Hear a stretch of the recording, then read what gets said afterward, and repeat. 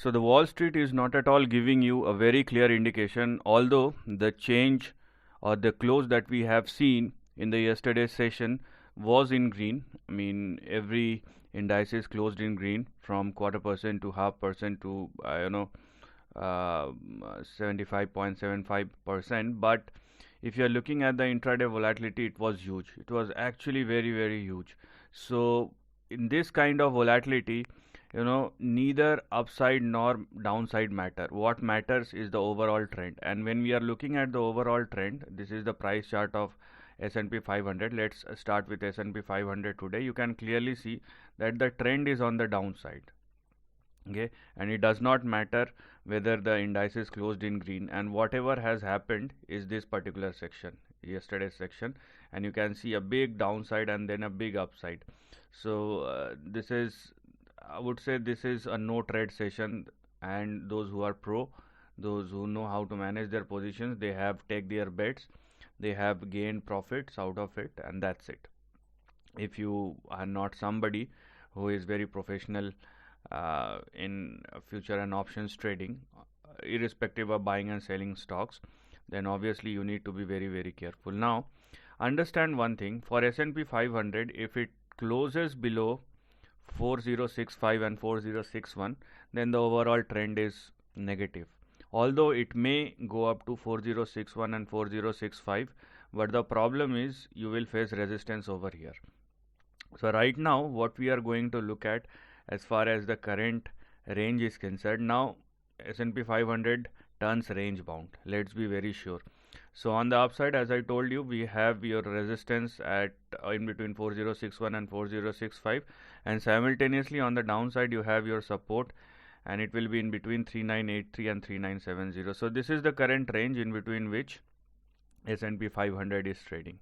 Okay. Now talking about Dow Jones. Dow Jones is going nowhere. I mean, I have said this thing in a couple of my videos, because if you are looking at the price chart of Dow Jones, you can see a range bound price movement, and it's been happening for the last 2 or 3 months. So it's good. It's good in a sense that it's good in terms of index only, because individual stocks are performing in a very different way, either on the upside or on the downside. So because index is not going anywhere, I mean, on the face value of it, you can see that rather than a big price correction, you will have your time correction with huge volatility on both the sides. So you can clearly see the support that we are looking here will be in between 32,700 and 32,573, and Dow Jones is very near to its support, and on the upside we have 34,338 and 34,615. So there is some more to go on the downside before it actually started moving higher, or maybe it has made its low, because on January 2023 it has actually tested the low or support of 32,998 and then started moving higher.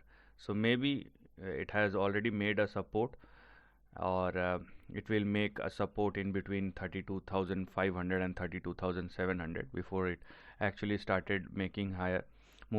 But here also the overall trend is completely range bound. Talking about Nasdaq, because Nasdaq will make its impact as far as the price action of S&P 500 is concerned, because Dow Jones is a different one. It's in its own league. It is neither going up nor going down. And for Nasdaq, you can clearly see Nasdaq hits the resistance in the yesterday's session, and then it started falling.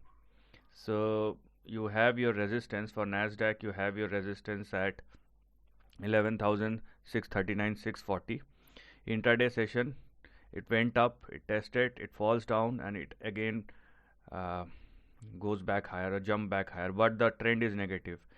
If Nasdaq continues to sustain below 11,640, trend is negative. Right now it is in between 11,440 and 11,640. This is the current range.